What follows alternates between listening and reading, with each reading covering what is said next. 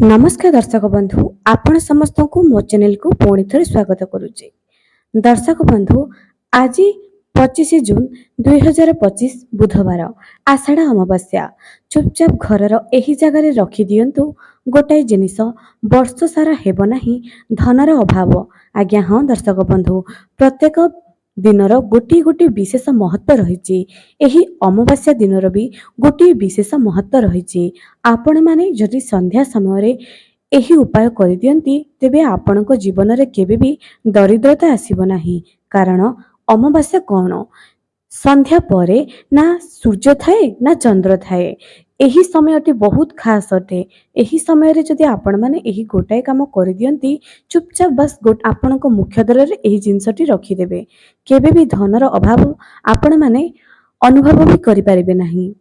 तेबे चलंतु आज आपण मानकु कहिबे जे आपण माने घरर मुख्य द्वार रे आज अमावास्या दिन रे केउ जिंसटी रखिबे जानिबा आगुरु मोर प्रिय दर्शक मानकु मु अनुरोध करूची जे जदि ए पर्यंत चैनल को सब्सक्राइब करिनांती निहाती सब्सक्राइब करंतु पाखरे थिबा बेल आइकन को क्लिक करी वीडियो को गोटे लाइक टी कर दियंतु एवं कमेंट सेक्शन रे जय मां लक्ष्मी निहाती लिखंतु।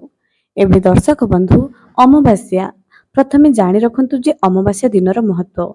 बहुत लोक रोजगार करती सेमानक जीवन रे संतानर अभाव रही थाए। सब बेले देखिथिबे घर केते सफा सुतरा रहले भी सही घर गोटे अजीब प्रकार दुर्गंध आसुथुबो। घर सब बेले असजाड़ा रहुथुबो। घरे अशांति कोनोसी मांगलिक कार्य होनथिबो। घरे पुओ झियोंकर विवाह हेउनथिबो। एमिति बहुत सारा असुविधा से व्यक्ति को सामना करने पे पड़ी थाए। एहार कारण पितृदोष।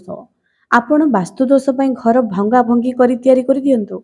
आपण केते पूजा पाठ करंतु तापरे भी जदि आपणकर जीवन रे कोनोसी खुशी आसु नाही आपण माने जेते रोजगार कले भी जदि सब बेले सेविंग करि पारु नाहंती जदि आपण मानकर घरे टंकाटे भी रहुनी एमिति बहुत सारा असुविधा रे पडुचंती। एहार कारण पितृदोष होई थाए।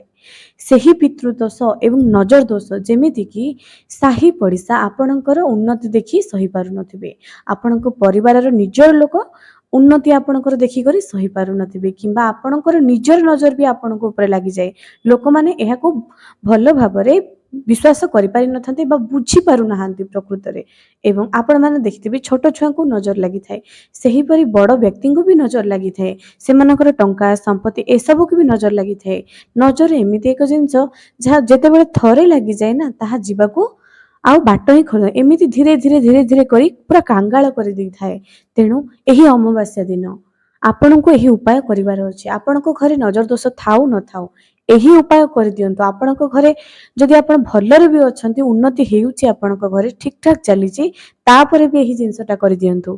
कोनोसी प्रकार नजर दोष गुणी गारेडी अर्थर अभाव जदि लागि रहउची धनर अभाव लागि रहउची जदि आपणकर चाकरी आपणको व्यवसाय रे भी जदि लोक ग्राहक आसु नाहंती एही उपायटी रामबाण उपाय बोली भाबी नियंतु।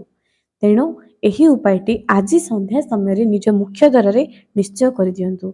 आउ गोटे जिंस कहूची आज आपण माने सकाळु ब्रह्म मुहूर्त रे जेतेबेले स्नान करदेबे स्नान करि सारिबा परे पुणी थरे बाथरूम रे एही काम करिवे नाही।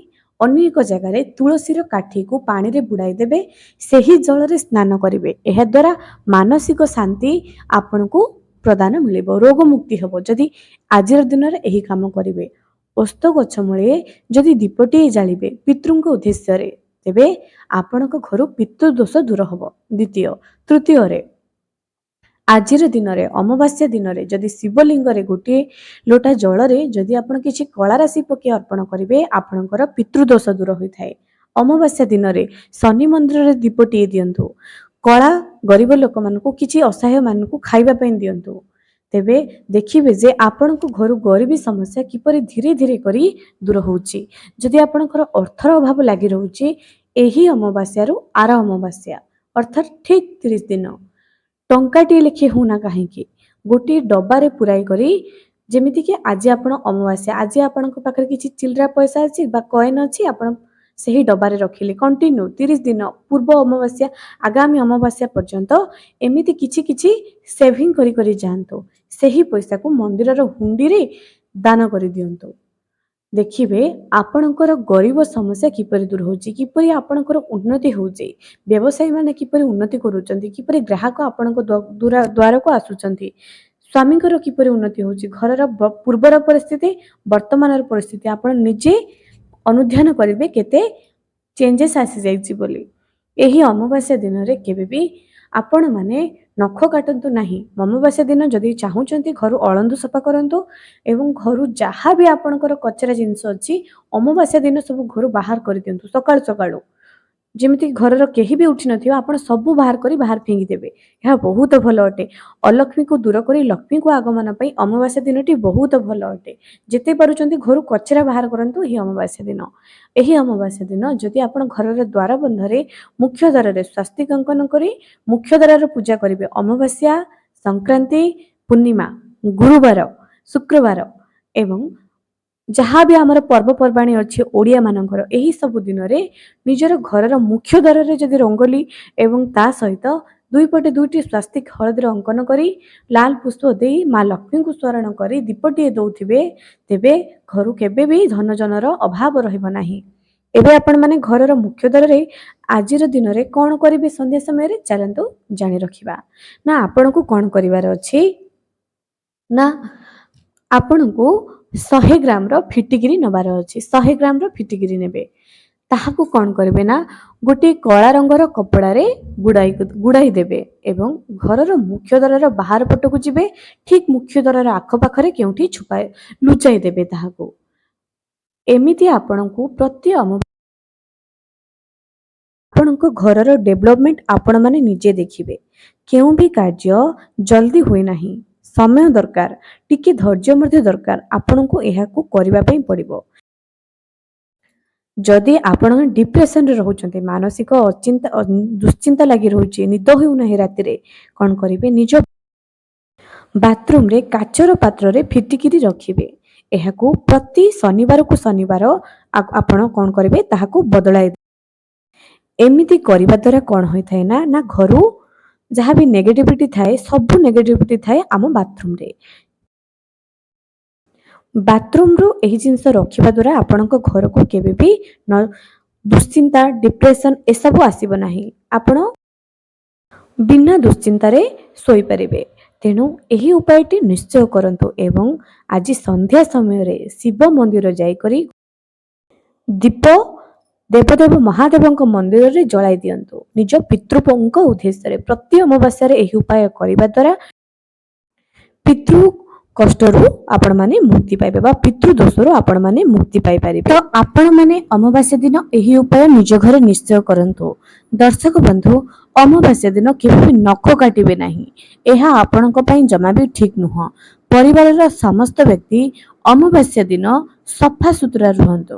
ଅମାବାସ୍ୟା ଦିନ ଖୋର ବି ହେବାକୁ ଉଚିତ ନୁହଁ। ପ୍ରତ୍ୟେକ ଅମାବାସ୍ୟା ଯୋଉ ଆସିଥାଏ ଏହା ପିତୃଙ୍କ ଉଦ୍ଦେଶ୍ୟରେ ଆସିଥାଏ। ଅର୍ଥାତ୍ ପ୍ରତ୍ୟେକ ଅମାବାସ୍ୟା ପାଇଁ ମୁଁ ଯେଉଁ ଅସୁବିଧା ପ୍ରୋବ୍ଲେମ ସବୁ କହିଲି, ଯଦି କାହା ଘରେ ଧନର ଅଭାବ ଲାଗି ରହୁଛି, ଯଦି କାହା ଘରେ ମାଙ୍ଗଳିକ କାର୍ଯ୍ୟ ହେଉନାହିଁ, ଏହି ସବୁ ସମସ୍ୟା ପାଇଁ ଆପଣମାନେ ଏହି ଉପାୟ କରିପାରିବେ।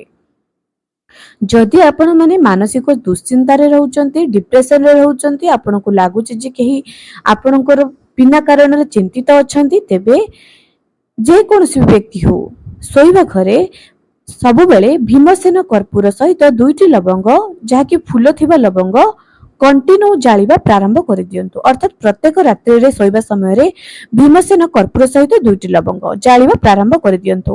ଏହା ଦ୍ୱାରା କ'ଣ ହୋଇଥାଏ ନା ଆପଣଙ୍କର ବାସ୍ତୁ ନିଦ ସମସ୍ୟା ଦୂର ହୋଇଥାଏ। ସେହି ବ୍ୟକ୍ତି ଉପରେ ଥିବା ପ୍ରଚଣ୍ଡରୁ ପ୍ରଚଣ୍ଡ ନଜର ଦୋଷ ଦୂର ହୋଇଥାଏ। ଏହି ଉପାୟ ଆପଣମାନଙ୍କର ଜୀବନ ବଦଳାଇ ଦେବ। ଦେଖିବେ କିଛି ଦିନ ପରେ ଆଶ୍ୱସ୍ତି ପାଇପାରନ୍ତି। ତେଣୁ ଏହି ଉପାୟ ନିଜ ଘରେ ନିଶ୍ଚୟ କରନ୍ତୁ।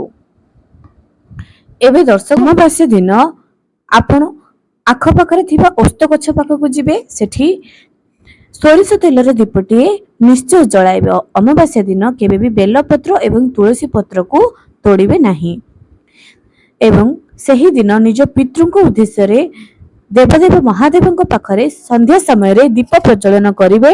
ଦେଖିବେ ଆପଣଙ୍କର ପିତୃଦୋଷରୁ ଆପଣମାନେ ନିଶ୍ଚୟ ମୁକ୍ତି ପାଇବେ। ଅମାବାସ୍ୟା ଦିନ ଯଦି ଆପଣମାନେ ଶନିଦେବଙ୍କ ପାଖରେ କଳା ରାଶି ପକାଇ दीप देवे यह भी बहुत भल अटे ता सहित अपराजिता पुष्प शनिदेव को चढ़ातु एवं शिवलिंग अपराजिता पुष्प चढ़ाइबे। यह द्वारा आपणकर कौन होता है ना शनि दशारु आपण माने मुक्ति पाई पारंती।